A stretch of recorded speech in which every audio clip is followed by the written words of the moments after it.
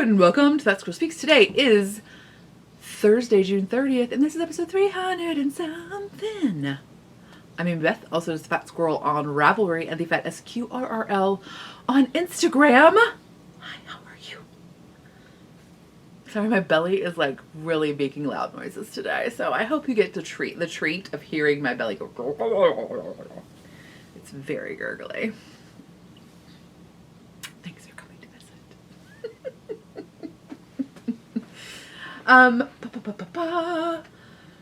This episode will contain shameless self-promotion, it'll contain shenanigans, and it will contain knitting and some sewing. Let's get into it.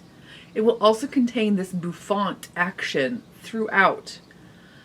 I think it's because I just turned 44, and on my actual birthday, I went and got a CPAP machine because I have the sleep apnea.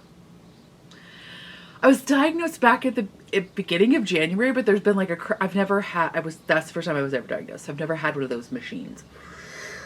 I've never had that before. So there has been a crazy shortage of them, right? Like, I mean, you're like, no, of course you don't know. Why would you know that? But there has been. There was a huge recall, and then that combined with a chip shortage due to the pandemic has pretty much set us into a peanut butter level shortage of CPAPs. In fact, even worse, because again, I've literally been waiting for like 6 months now for this silly machine. So they called me and they were like, we have these appointments available, and if you don't get here, we're going to give your machine to somebody else. I mean, she didn't say that, but she was like, it's first come, first serve. So I was like, okay, I'll make the appointment on my birthday. So, but I think why I'm getting like extra bouffantiness in my hair is because I have like this weird thing. And of course I have to like put my hair like in this like pineapple on top of my head to like accommodate like all these like straps and like steampunk level fixatives and things that are going around my head to like, you know, help me breathe.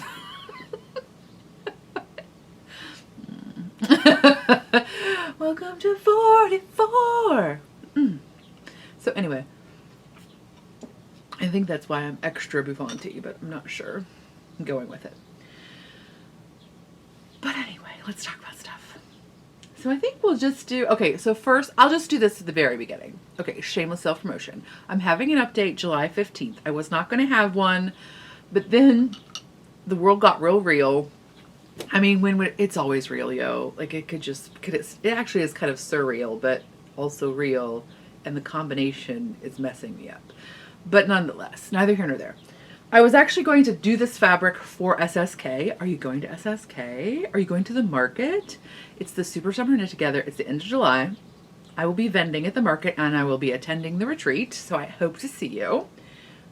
I originally got this fabric to be like as part of my, you know, but then like the sentiments just felt a little bit too real. And so I'm just gonna do them as a pre-order. Because I don't know if I should bring this energy with me. So if you are sensitive to cursing, vulgarity, yeah, I guess that's it. Just skip ahead a few minutes, okay? You've been forewarned. Skip. Okay. The rest of us, let's have fun. No, I'm just so I'm going to do a pre-order July 15th, fatsquirrelfibers.com. I'll probably show you again. I'm sure I'll record again, but just in case. I know it's summer. You got shenanigans you're up to, right? Let's get it done. So first off, there will be Kersey bags. If you're going to Super Summer Knit Together, there are Kersey bags, and there's like Kersey adjacent bags, just like sass bags, okay? There's other bags too, but these were just a little bit too real. So I was like, maybe I don't want to bring this this energy to the in-person event. Like maybe I'll just, you know, I don't know. I'll make it more selective. You can participate if you want to, but you don't have to. So the first pre-order will be for these guys, and they're both pink. So like not a good plan, whatever. Again, it was a reaction, not a plan. So the first bags that are going to go up are in the sock size and in the large wedge size. And they very gracefully are scripted with fresh out of fucks. So this is a lightweight twill. So lots of times I do denim for my bags, but for this little sock size, it's just too stiff. It tears my hands up. So instead, the smaller sizes will be available in those, fresh out of Fox. And then a very similar print, but with a different sentiment, only slightly, is a denim. It'll be in the large wedge size and the sweater size. And it, of course, says, eat a bag of dicks. So, you know, if you're feeling, if you're just feeling those, like you just want to express them, just, I don't know, just saying. So it just felt too real. I didn't want to, like, I don't know. Do you understand that? I'm not sure. It's weird. I know. But anyway, it's a pre-order now. So July 15th, those will be in the shop. Okay, the rest of you back? Bam! Let's talk about Shenanigans. Shenanigans. Okay, I've done so much since we talked last time. I've gone kayaking not once, but in fact twice. I went kayaking with my best friend in Kentucky along the, now I don't know what the river was called. I did write it down. What did I write? Oh my gosh, I watched that Mr. Rogers documentary. I feel like I need to do a full episode on that. But oh no, that's not what I want to talk about. Elkhorn Creek, that's what it was. It's a very cute name. We kayaked along the Elkhorn Creek. It was like almost 5 miles. I can't tell for sure because I used like the Google estimator. And so I was like, eh. And plus, not only that, like I probably kayaked more than that because I couldn't like just go in like a normal, I was kayaking like this down the river. So I definitely kayaked more than 5 miles.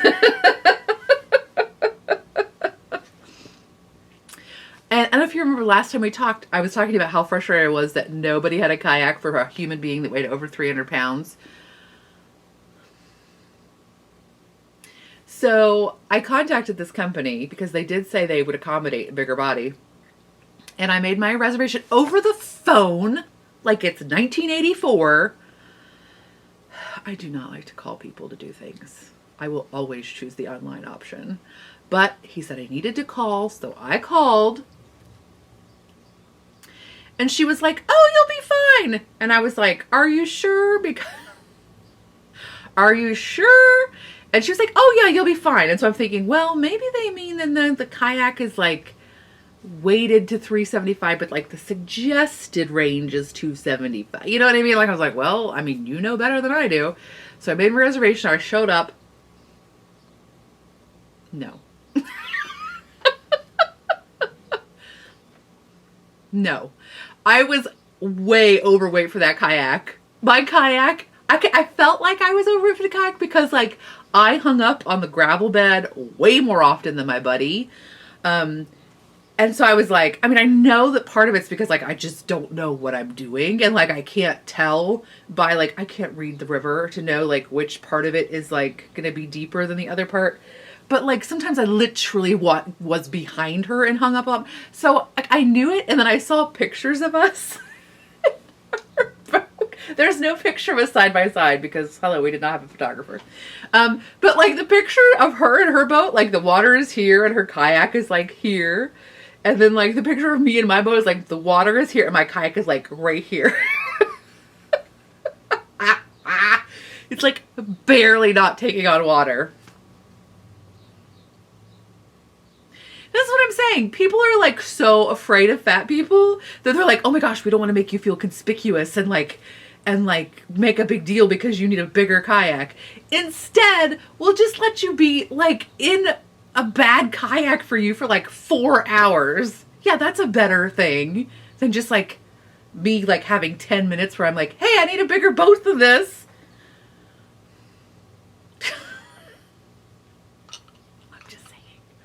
But we still had a great time. Even though it really killed my abs because there was a lot of me like scooching my kayak. It wasn't quite the shamoo. By the way, I told you the canoe story last time and I told you I shamooed up onto the boat. And I was like, where did that word even come from? And I did not understand. And then I realized it was like an old SeaWorld reference, right? Like Shamu was like a killer whale, and like that's how they like get up, like for the like show or whatever, they like breach up onto the like stage area. Isn't it weird how your brain just like, I couldn't tell you what the word Shamu meant, but it came out appropriately in context in that moment. Brains are weird. But anyway, it wasn't quite that, but it was just a lot of me like scooching off of like gravel pits and sandbars. I did flip my kayak at one point. The creek is like up to class 2, I think they said. Which basically just means like it has a little bit of some places. Like nothing scary at all. But one place was almost at the end. So there was like a little bit of a fast moving place, and I was like, okay. So I was like aiming my kayak to like go through the fast place. But then also what happened? Like, why did my kayak keep spinning? Does anybody know what that is? I tried to look it up. Like, I do love to Google things. Like, I tried to figure it out, but I couldn't figure out why my kayaks wanted to spin so much. But anyway, it was just on the creek. I don't know what was going on. Something happened, and my kayak, like, it probably hit gravel. Yes, that's probably what happened. It probably hit a little bit of gravel or something. My kayak spun, and then the force of the water flipped it over, and I ended up in the river. It was fine. Because unlike the lake that I flipped over in, I could in fact stand up and like walk to the edge of the creek to like get back in my kayak. I did scare my friend a little bit though. She's like, I was gonna turn around to tell you to be careful because that area was a little sketchy. And she's like, as soon as I turned around, I just heard you go in the water.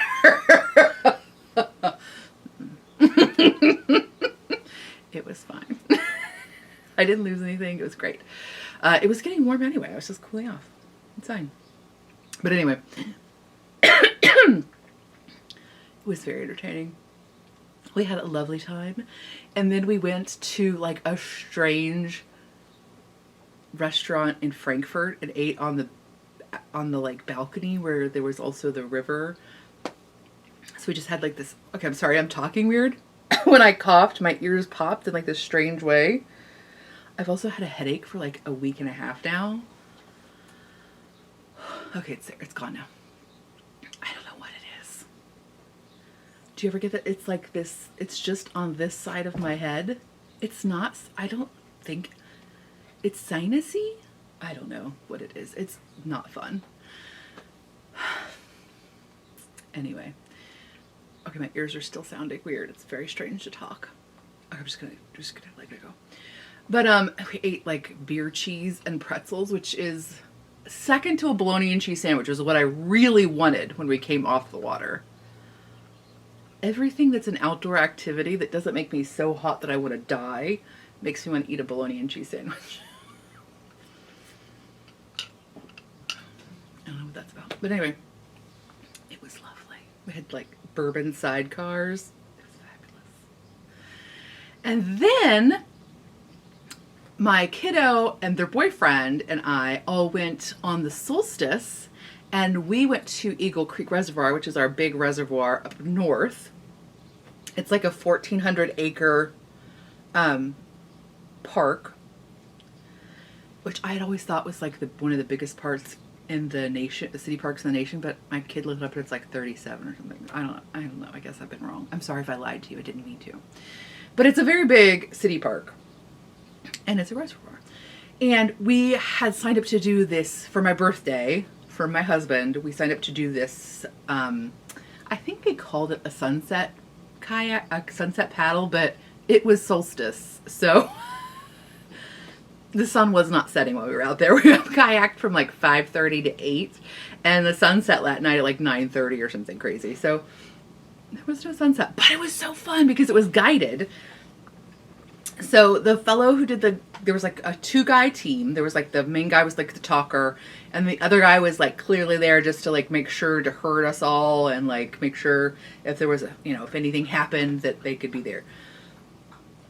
It was so fun. So we kayaked, and then like we kind of all like held on to each other's kayaks and made like a giant raft while he like talked to us about the reservoir and the history of the reservoir. And okay, that was just really fun. It felt like I'm being a kid. Like I was like holding on to other people's boats and like they were holding on to, and we were just all together, and it felt like this, and he was like telling us stories. I was like, this is the best thing ever. And so then we kayaked some more, and like we kayaked next to the bird sanctuary, and we talked about a lot of other stuff. But then we also got to see at least 2 bald eagles in flight overhead. We saw snowy egrets. We saw a bunch of blue herons, great blue herons. We saw snowy egrets. We saw double-crested cormorants. We saw, get this, we saw a bald eagle. So it's a reservoir. So Eagle Creek was an actual creek, or still is north. And so this area has been dammed. And so there's still a channel for the creek where the water moves a little bit faster, and so it silts up kind of in this area it's the bird sanctuary. So they have they've engineered it so that it's got like some different water levels that are, for best for different kinds of birds and things like that. So there's like this silty little like channel where there's like lots of like logs and like whatever. There was totally just a bald eagle just like sitting on a log, like looking out into the distance, like all regally.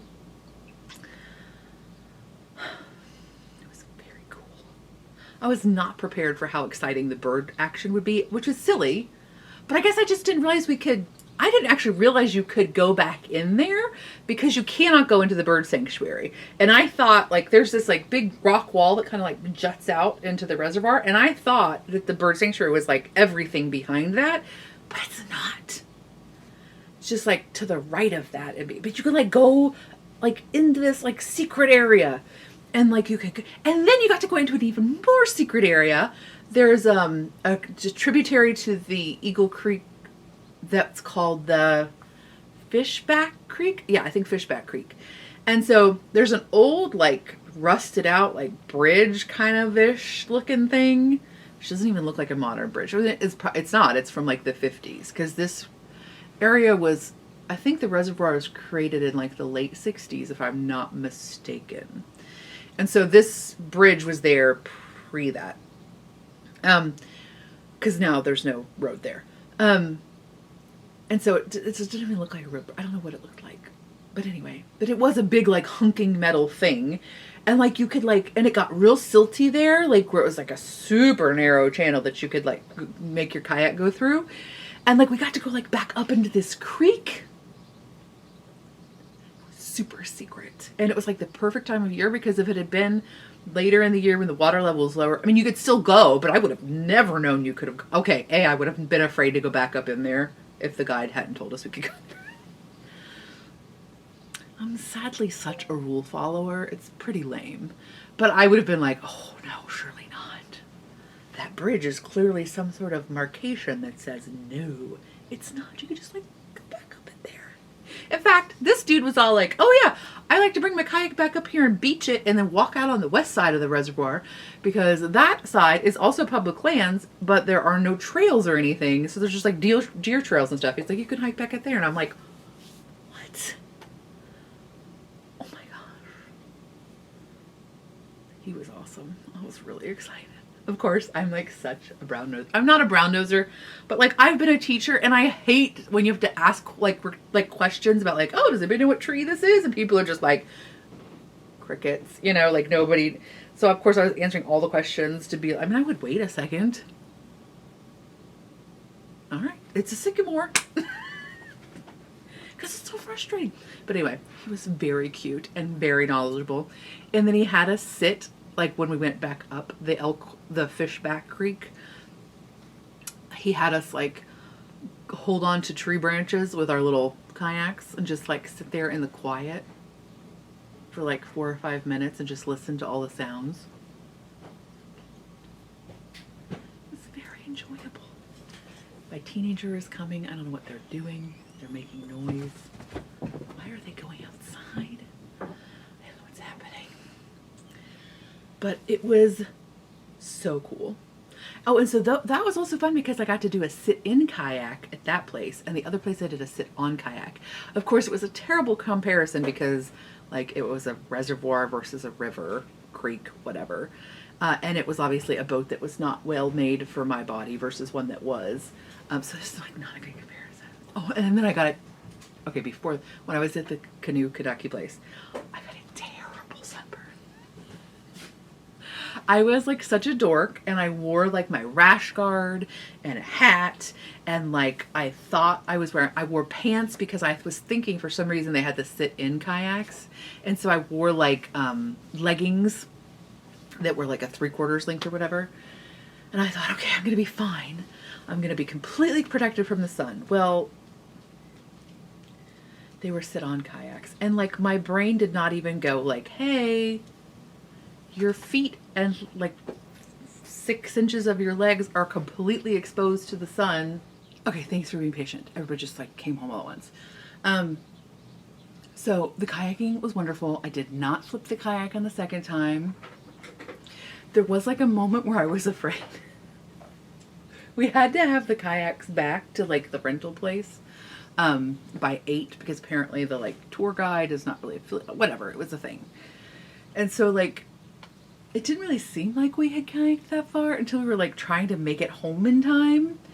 And oh my gosh. I did make it, and I was not the last boat, but it did get a little intense there for a minute. I was really digging in. But nonetheless, it was a very good time.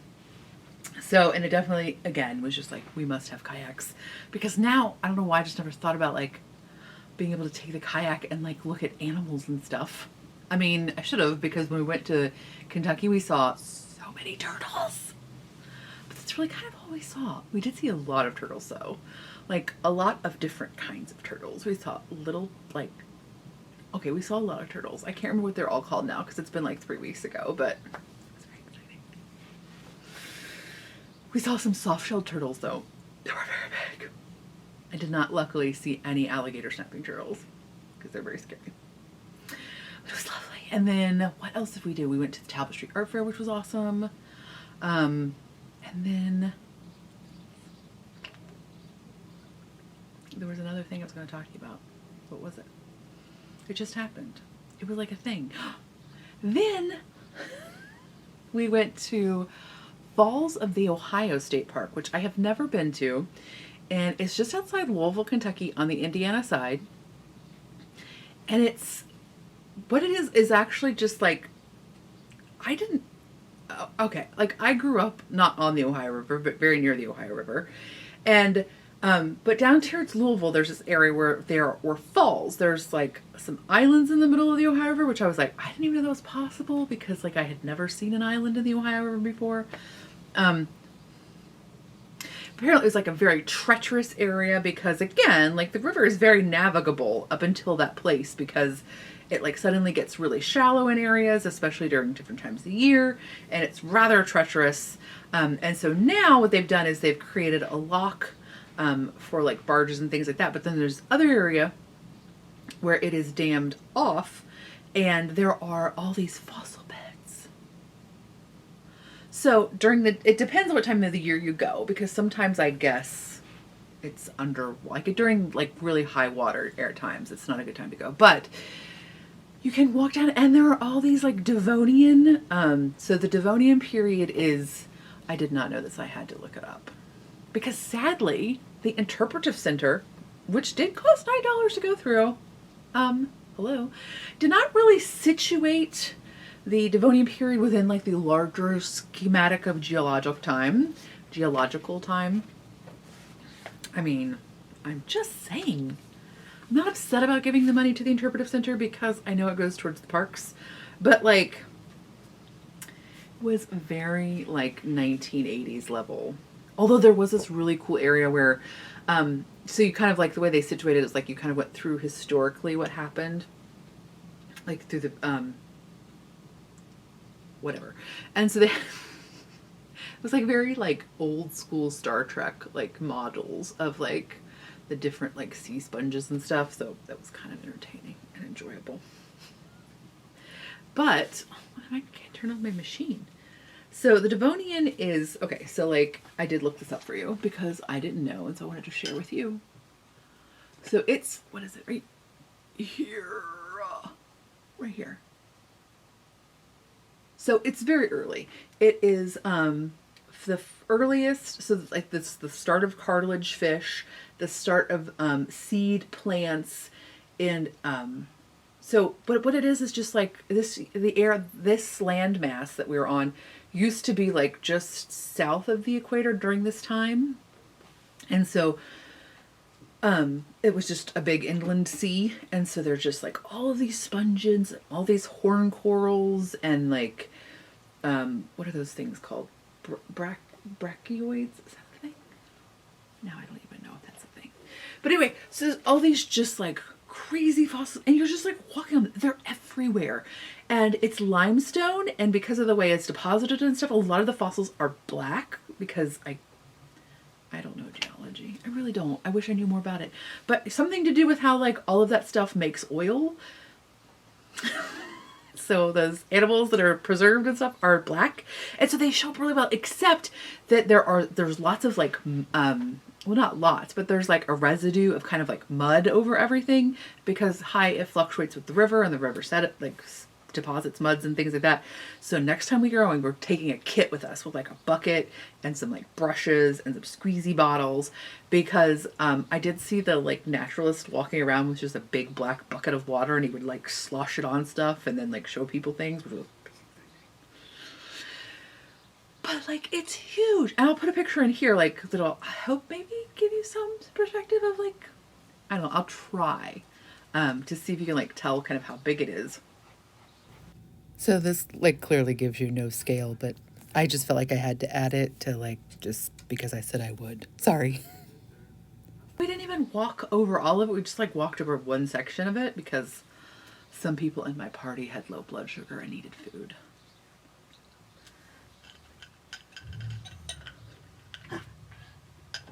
But anyway, that was very fun. And we saw more cormorants. I don't know that I've ever seen one until this like 2 weeks, and then I've seen a lot of them. I don't know what's going on.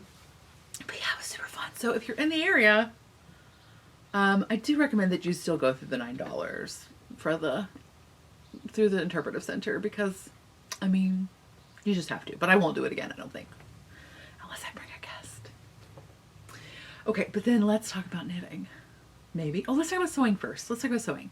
I don't have very much sewing to tell you about, but I just want to talk about this one thing, because I have been, I don't know if you've noticed, I'm the gingeriest ginger of all times. And so I always need a sun hat, and I've never found, like, I love the straw hats. They're so cute. And like, I always buy one with the intention of wearing it, but then it itches my forehead, and so I'll never actually wear it. And so then I buy like the like utilitarian, like khaki colored, like fishing-ish kind of hat, thinking it's practical, I'll just wear, and then I don't, because I feel like it's such a dork. So this is what I have found this year. It's working for me so far. Is I found this. I swear I am not sponsored by the North Face, even though last time I told you I had a fanny pack, and now this is also from the North Face. But also they've got me because this color, what do they call this color? They call it Goblin Blue. And that's not the reason I bought it, but it helped. Okay, also I have a giant head for a lady, apparently. It's really not that giant, but all like commercial, like Target one size hats or whatever are always too snug. So anyway, so this one comes in sizes. This is the large, extra large, which technically is bigger than my head circumference. I am literally on the line. I think the small medium goes up to 23.5, and like, oh no, I'm not on the line because mine's, whatever. I went up a little bit because I do like my hats to be a little bit loose. I do not like the feeling of them being tight. But I love this one. So I just want to share it with you in case you were also like, what the heck? It has venti things here. What? It has a tightening thing here. And the thing I like best about it is inside it has this elastic, but it's like super soft, like if you were going to have fancy boxer briefs kind of elastic. It's very plush. And so I really love it. And I think it's pretty cute. Well, it is at least for me. Okay, so that is it. And then I went to a fabric store with my mom, because my mom came to visit for my birthday. And we went to the French Seam, because I was showing her that place. And they had these very cute hats that they had sewn up. The pattern is called the Serpentine Hat, and it is by Elbe, E-L-B-E Textiles. You can find it on Etsy. Just Google, or just search for Serpentine Hat. It's a PDF download. I think it's like $3.50. It's less than $4. Okay. It requires 40 centimeters of an interior and an exterior fabric. It suggests like a lightweight canvas denim, but I was sassy. And I had this left over from my skirt that I love so much. And then I had this like chambray that I thought looked pretty with it. And so I knew that that fabric was too light. So I did interface it with some featherweight interfacing, but I think I needed to make it a little bit firmer because it's like a little bit extra floppy. But look how cute it is. So I need to either put, like when you do it with canvas, the one I tried on, I'm just gonna hold it like this. The one I tried on, she had made the exterior with canvas and the interior with quilter's cotton. And I don't think she even washed the canvas because it seemed pretty, whatever. It seemed like the fancy canvas, like the cotton and steel canvas or the, you know, those kind. Not just like straight up crossy, you know, it's linen canvases. So I was hoping that that would have enough body, but for one thing, I made a large instead of, I should have technically made the wait, what sizes are they? Yeah, I made the large. I should have made the medium, but as I said, I don't like a hat that's tight. So I think if I had made the medium, it would have been okay. But it's a little extra floppy in the large size. That said, I think it's super cute. And if I wanted to, I could do a couple of different things. I could either make some like bias tape to put around the outside, which would give it a little bit more oomph, you know, or I could put a wire, like a softer wire, like a tiger tail or something in the brim, just to give it a little bit more oomph. Excuse me. Or I could kind of like try to practice getting it to like flop in this place instead of right in the middle, which is also an option. But either way, I'm very excited about it. And I think it's super cute. And it's like a very fun little project. The pattern is, it makes it, it's constructed differently than I would intuitively thought. Like I would think like most lined things, you kind of like the way I thought you would assemble it would be to like make a hat that's like the outside hat. Then make basically, because it's reversible. I tried to just reverse it on my head. It didn't work. Make this hat, right? And then I would think you would just put them right sides together, sew the brim up, and then just give yourself room to turn it inside out. That's not how it's constructed. So I don't know if there is, but it is still enjoyable to make. It just seems like that would be the more intuitive way to make it, but you know, everybody's different. And so, yeah, so it's reversible. You wear it either direction.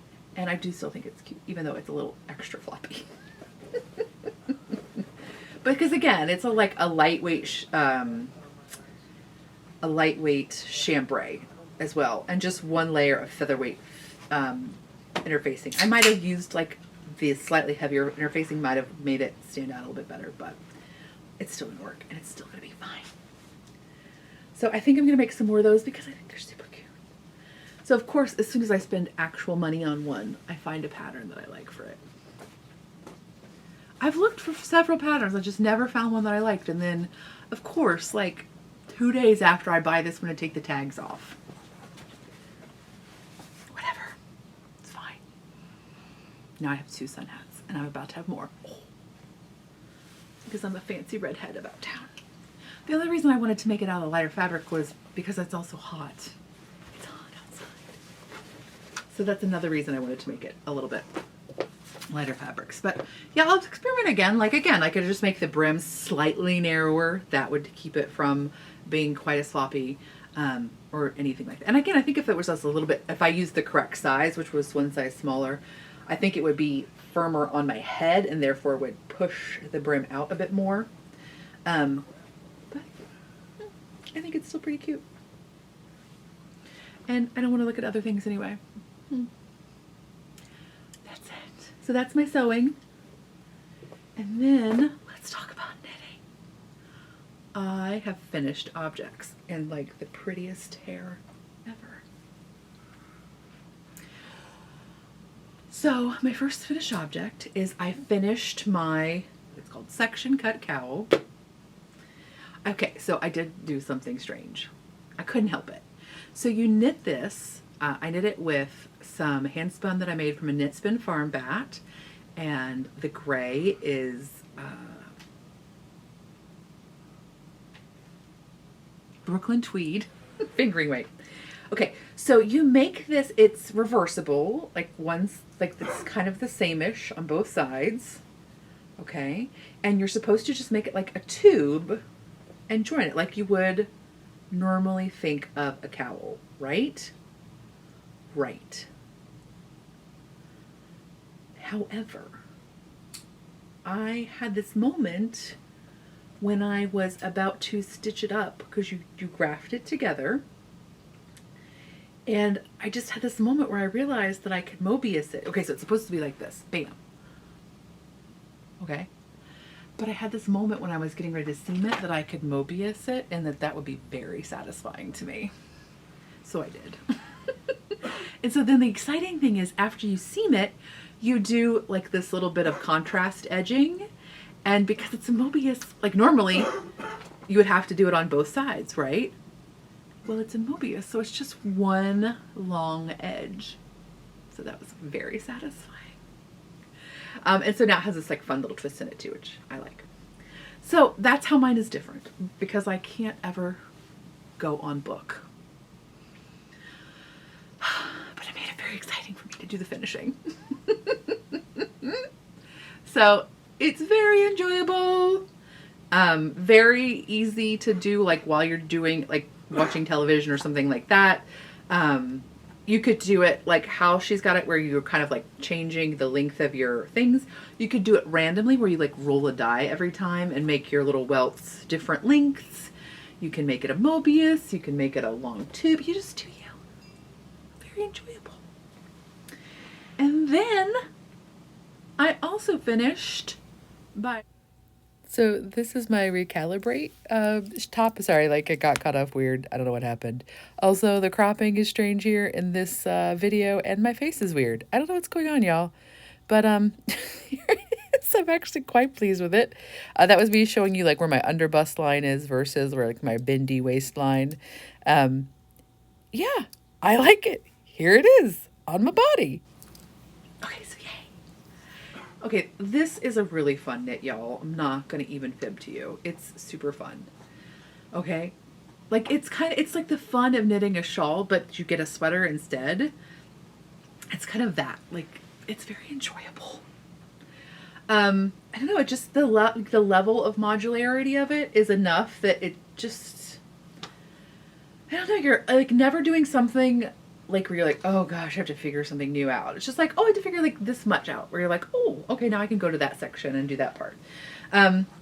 So normally you would have, again, this is just suggested because like, you know, it's like she gives you a coloring sheet. It's a you do you kind of thing. But normally I would have gone out to like here with my stripes, but I ran out of hand spun.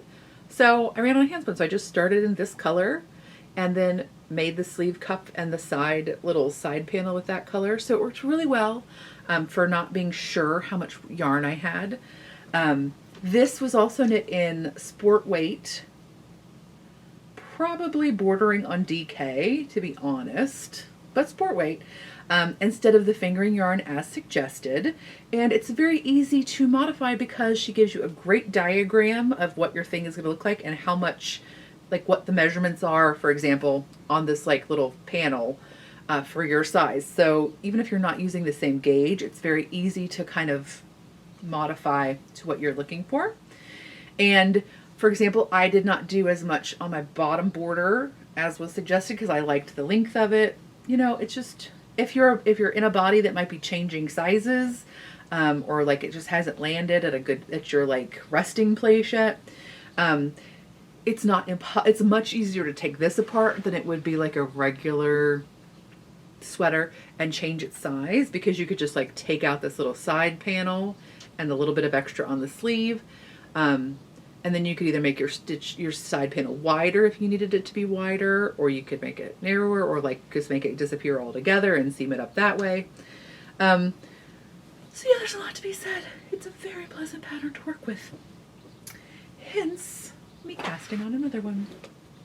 So I had this shawl. I had started a shawl I had some Wollmeise. And I don't even know what this yarn was because I'm famous for losing yarn ball tags. But I loved it. And I was doing just like a triangular shawl, but I was crocheting it. And I loved the way it looked, but I did not love working on it. So I decided to go ahead and pull it apart, and I'm going to make another recalibrate with it.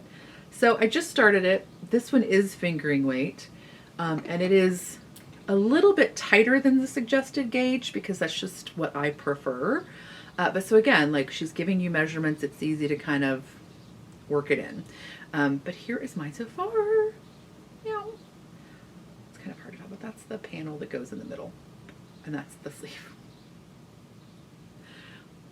And then I have also, in case I run out, I have some of this and some of this, which I'm thinking will be my underarm sleeve section. So yeah, it's very fun. And then in that spirit also, Jacqueline Cieslak just released her Moon Crush. It's in Tarja, y'all. I totally bought yarn for it. I'm not even gonna lie to you, I did. It's so cute, right? Do you see how cute and babylicious it is? Right? I didn't even see the 2-color. I just saw the 3-color ones. I saw several pictures. The 2-color is super cute too, though. Look at it. There was one that was like just all neutrals. It was super cute. So I don't know what's wrong with me.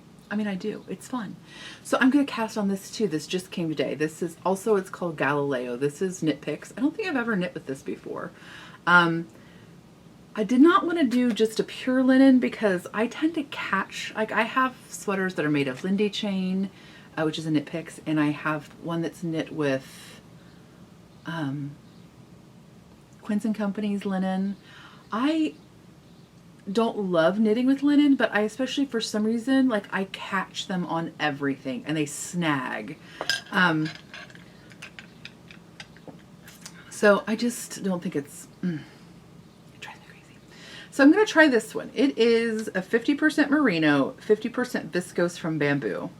We'll see what happens. I'm just gonna see. I'm gonna see what happens. I think it is sport weight, if I am not mistaken.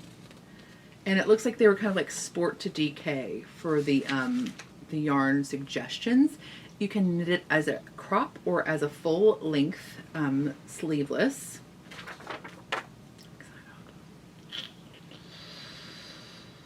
I'm excited. It's in Tarja and I'm still excited. I don't know, man. I don't know who I am. There's clearly something in my coffee. So yeah, that's what I've got going on.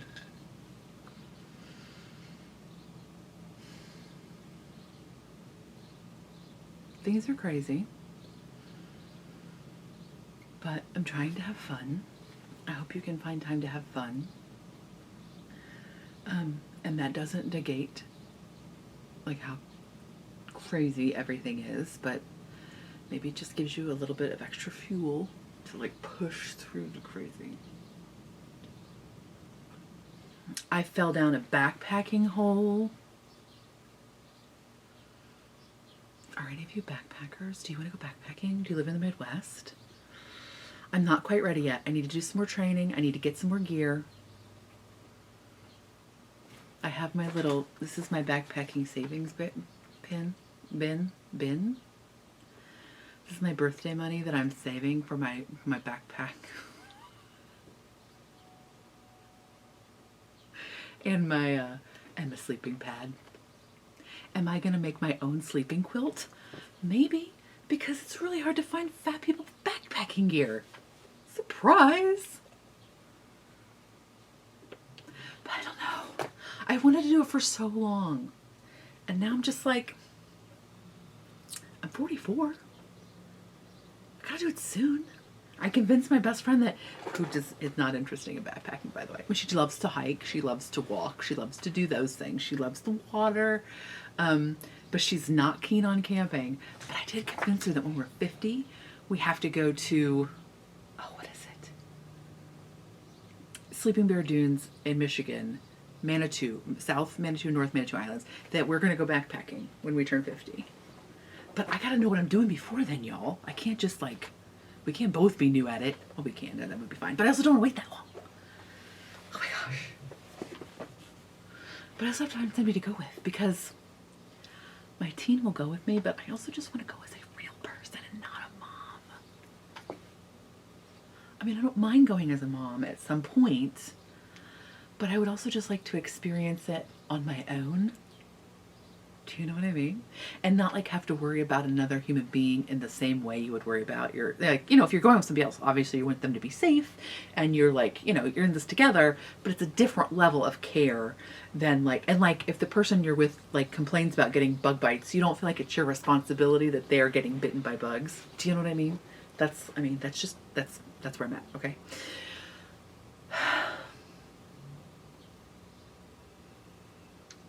You get to like go. See, this is the thing. I would probably just be okay with going camping, but you cannot even get a camping site anymore.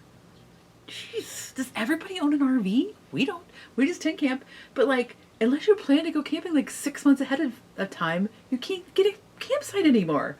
So I'm like, backpacking seems to be the next alternative, and it's a way less like way more affordable. Like once you get the gear, which is not cheap. But like that part, then it's like very cheap to get backcountry permits. So I'm just thinking like it's clearly the next evolution of where I'm at, right?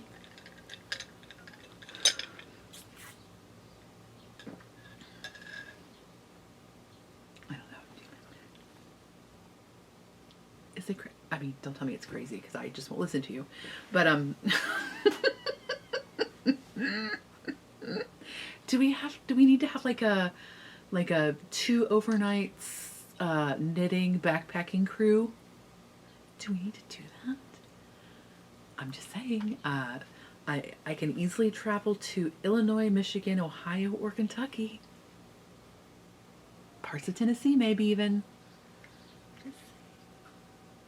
Do you want to go? But anyway, so that's another story, I guess. Mm-hmm. But those are the things that I'm like enjoying thinking about when I'm not being right now. Okay. I hope, I don't know what I hope, y'all. I just hope something. I enjoy a coffee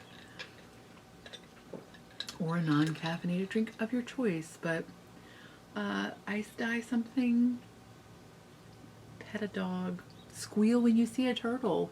I felt really bad I did not rescue. There were several turtles that I drove past that I did not rescue because I was afraid of getting out of my car. Because I was on like little backcountry roads and I was like, this is not how I want to die. But I just, you know, squee when you see something cute. That's your jam. All right. I have no wisdom. I'll talk next time. Bye. Okay, so like that was a really lame ending, but here's some strange photos. Look how crazy these displays are. Do you love them? So silly. Here are just pictures of fossils, which you probably don't care about, but I was really excited about. So you just get to see them anyway. All right, guys. I hope you have a good week. Look at this cool tree. Talk to you later.